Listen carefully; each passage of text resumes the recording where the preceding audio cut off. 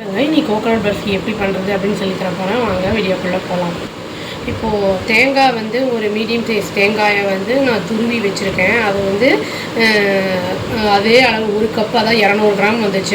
அதை மெஷர் பண்ணதில் அதில் வந்து 3/4 கப்பு சர்க்கரை எடுத்திருக்கேன் நான். அப்புறம் 2 to 3 டீஸ்பூன் நெய், அப்புறம் கொஞ்சோண்டு முந்திரியோ இல்லாட்டி பாதாமோ ஏதாவது எடுத்துக்கலாம். பாதாம்னா வந்து கொஞ்சம் வெந்நீரில் ஊற வச்சு தோலை உரித்து எடுத்துடணும். ஏலக்காய் எடுத்துருக்கேங்க, 2-3 பிச்சு எடுத்து வச்சுருக்கேன். அப்புறம் வந்து இது கொஞ்சோண்டு கடலை மாவு 2 to 3 டீஸ்பூன் எடுத்திருக்கேன். வாங்க எப்படி பண்ணுறதுன்னு பார்க்கலாம்.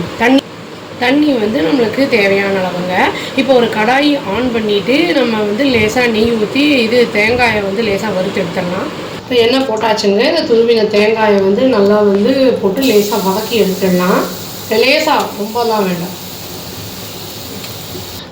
கடாய் வாஷ் பண்ணலங்க, நான் இதுலேயே தான் நம்ம பண்ண போகிறோம். தேங்காய் எதனா வறுத்து வச்சுருக்கோம், வதக்கியிருக்கோம். அதனால் இதுலேயே தண்ணியை ஊற்றி சர்க்கரை பாகு வச்சிடலாம். கொஞ்சமாக தண்ணி ஊற்றி சர்க்கரையை போட்டுடலாம். சில பேர் பால் போடுவாங்க, நான் பால்லாம் போடலைங்க. மில்க் மேட் கூட போட்டால் டேஸ்ட் இனியும் ரொம்ப நல்லாயிருக்கும். கரையட்டும். கொஞ்சம் கம்பி இப்போ தான் வரணுங்க, அப்போ தான் வந்து அது கீத்து போட வரும் பீசஸ்ஸு. இப்போ முந்திரி, பாதாம், அப்புறம் வந்து ஏலக்காய்லாம் இருக்குது இல்லைங்களா, அது எல்லாத்தையும் போட்டுடலாம். அதில் நெய்யும் கொஞ்சம் ஊற்றிடலாம். வாசனை உருகி நல்லா வாசனை நல்லாயிருக்கும்.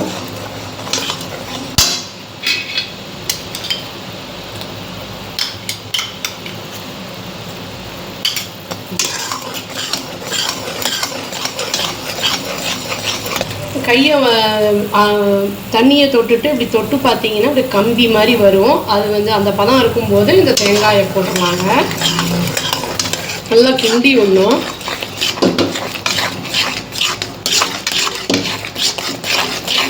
தேங்காய் கடலை மாவு போட்டுடலாங்க. அதையும் போட்டு நல்லா மிக்ஸ் பண்ணிடலாம். நான் கொஞ்சோண்டு ஒரே ஒரு பத்தை மட்டும் துண்டாக கட் பண்ணி போட்டிருக்கேன். நடுவில் அது வந்து வாங்கி சாப்பிடும்போது ஆகப்படும் இல்லைங்களா, நல்லாயிருக்கும். இதோடய ஒட்டாமல் சுருண்டு வரணும், அது வரைக்கும் நம்ம கிண்டுவோம். இப்போ நல்லா ரெடி ஆகிடுச்சுங்க. இப்போ ஒரு பிளேட்டில் வந்து லேசாக நெய்யோ எண்ணெயோ ஏதோ ஒன்று தடவிட்டு அதை இதில் வந்து கொட்டி நல்லா பரப்பி விட்டுடலாம்.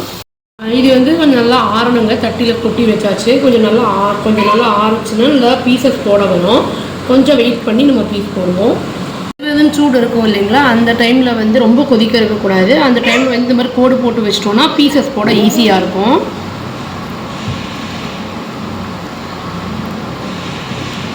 இது டக்குன்னு எடுக்க வந்துடும். அப்போது நம்மளுக்கு நல்லா காஞ்ச உடனே அவ்வளோதாங்க. டேஸ்டியான கோகோனட் கீ லட்டு ரெடி ஆகிடுச்சு. இது பர்ஃபி. இது வந்து எப்படி வேணால் பிடிச்சிக்கலாம். நம்ம உருண்டை வேணும்னா போட்டுக்கலாம். இல்லாட்டி இனி கொஞ்சம் கெட்டி பாகு வச்சிங்கன்னா அதை வந்து இப்போ ஸ்லைசஸ் பண்ணிக்கலாம். நம்ம ரொம்ப டேஸ்டியாக இருக்கும். இது எப்படி இருக்குன்னு ட்ரை பண்ணி பார்த்துட்டு சொல்லுங்கள். அவ்வளோதான். தேங்க்யூ.